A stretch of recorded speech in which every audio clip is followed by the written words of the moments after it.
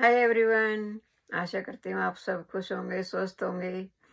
तो आज मैं आपके साथ थायराइड के बारे में कुछ बातें शेयर करूंगी कि थायराइड क्यों होता है, थायराइड के लक्षण क्या होते हैं, थायराइड में हमें क्या खाना चाहिए और क्या नहीं खाना चाहिए, और थायराइड के पेशेंट को कौन सी एक्सरसाइज करनी चाहिए जिससे थायराइड काबू में रहती है, और अगर लगातार इस एक्सरसाइज को करते रहें तो थायराइड बिल्कुल ठीक हो जाती है 3 से 4 महीने के अंदर अंदर।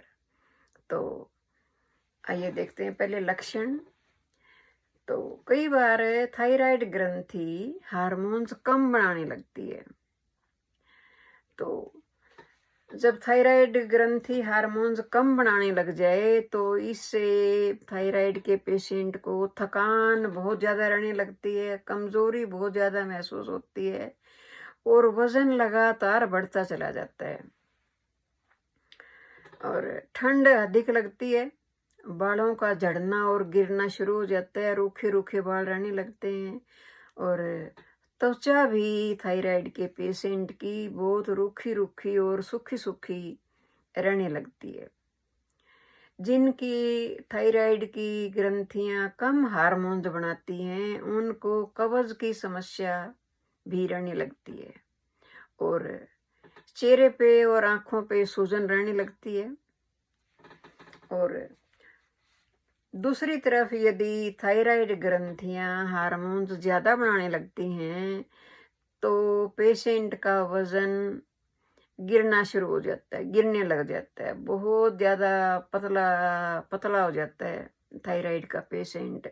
आंखें बाहर निकलने को लगती हैं, ऐसे लगता है जैसे कई बार तो जिनकी ज़्यादा ही वो हार्मोन्स ज़्यादा बढ़ने लग जाएं थायराइड ग्रंथि से तो बहुत डरावना सा फेस भी हो जाता है, चेहरा डरावना सा हो जाता है। दिल की धड़कन उनकी तेज रहती है और थोड़ी थोड़ी बातों पे उनको घबराहट होने लगती है। वजन लगातार गिरने लगता है और वजन गिरने के साथ साथ भूख बढ़ जाती है, और भूख बहुत ज्यादा लगनी शुरू हो जाती है।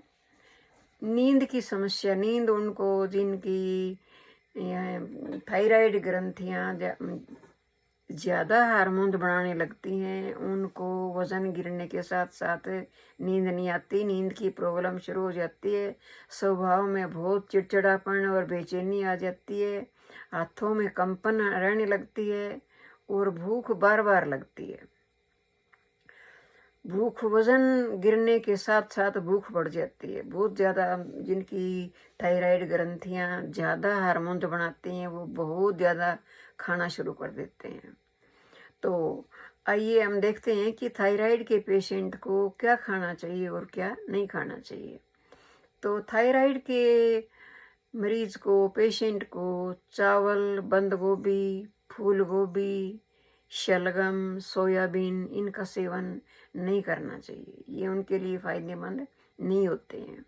तो थायराइड के पेशेंट को ज़्यादा से ज़्यादा मात्रा में ताज़ा फल, सब्जियां, प्रोटीन, फाइबर युक्त भोजन, दूध, दही ये अपने भोजन के अंदर शामिल करने चाहिए, और यदि हो सके तो चुकंदर और गाजर का जूस पिएं जिससे शरीर के अंदर कमजोरी नहीं आती, और ये ग्रंथियों का जो हार्मोन्स निकलता है ये इतना नुकसानदायक उनके लिए नहीं होता। और एक एक एक्सरसाइज है जिसको आप एक्यूप्रेशर भी कह सकते हो, एक्सरसाइज भी कह सकते हो, मुद्रा भी कह सकते हो। ये मुद्रा जैसे ये लाइन है अंगूठे के नीचे, इस लाइन के ऊपर आप इन 4 उंगलियों, दूसरे हाथ की 4 उंगलियों से दिन में 3 या 4 बार ऐसे प्रेशर डालें, 2-2, 3-3 मिनट। 1 मिनट से शुरू करें। तो जैसे आप प्रेशर डालोगे, जिनको थायराइड है उनको बहुत ज़्यादा पेन होता है, तो शुरू शुरू में धीरे धीरे करें और फिर धीरे धीरे इसका प्रेशर बढ़ाते चले जाएं। 2-2, 3-3 मिनट दिन में 3 बार अवश्य ही करें। तो इससे, इस एक्सरसाइज से, इस एक्यूप्रेशर से थायराइड बहुत ही काबू में रहती है।